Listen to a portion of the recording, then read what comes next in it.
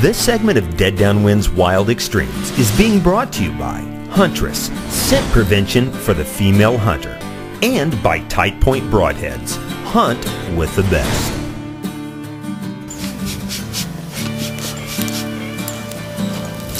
Well, here we are. It's the second day of our hunt. It's a little warm, and they've been coming out right at 5 o'clock, so we've got about an hour to make our decision of which one we're going to take, and we're going to take one tonight. So just doing a little spray down with Odor Terminator, the new formula with Nanozyme infusion, and we're going to get these deer right in close to us, and we're going to zap one up.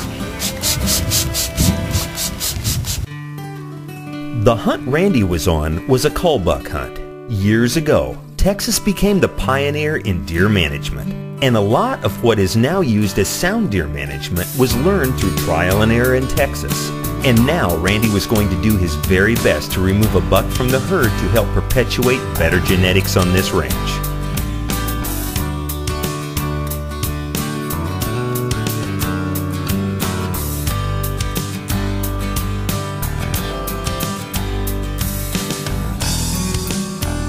The ranch that 2L Outfitters hunts is a low-fence operation, and even though it is not exact management like on the high-fence ranches, there is still a large enough expanse of land to hold a large herd of resident deer on the property, so it does make a difference.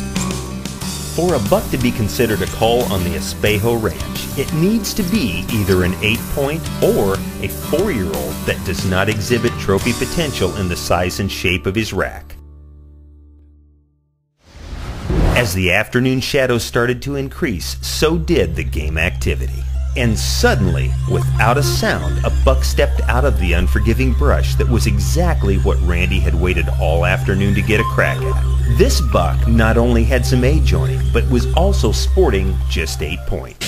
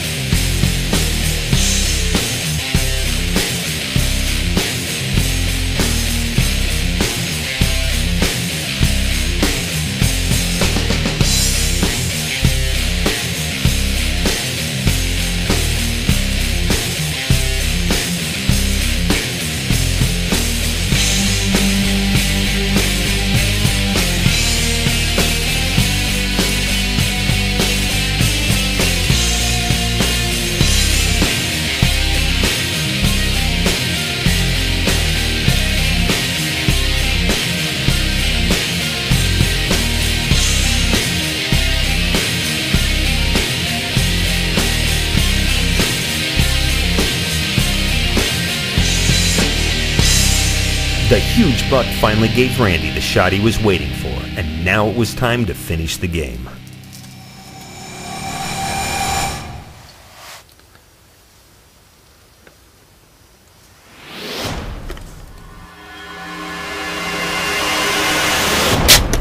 As the Luminox slammed through the buck, Randy could see that his shot was perfectly placed and was hit with a surge of adrenaline when he saw the Tight Point Broadhead put the buck down within sight of the double bull.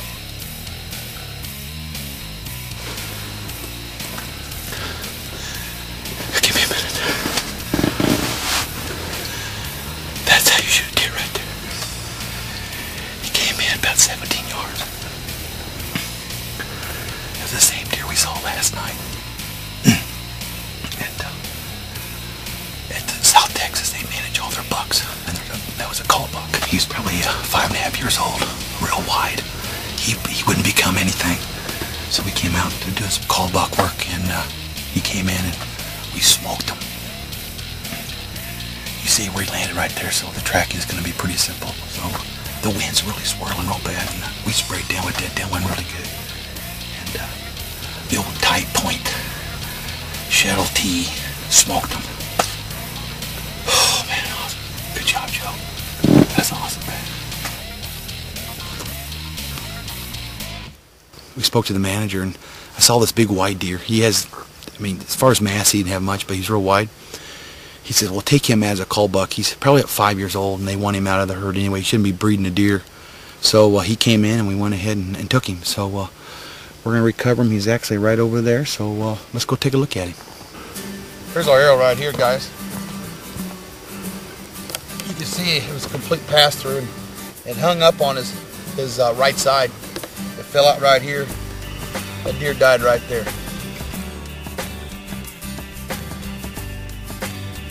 Well, here he is. You saw it on film. Pretty much it's a quick recovery.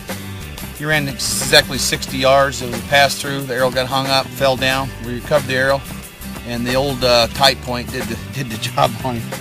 You all see this hole in this thing. Unbelievable. South Texas deer. I'm telling you what, that is a wide deer right there, guys. That's a wide deer. Came down here yesterday, and the rut is just now starting to go. The small bucks are going, and this guy right here is probably 6-7 years old. He's an old buck, and he need to be taken out anyway. So we came down here. The Dead Downwind team's here.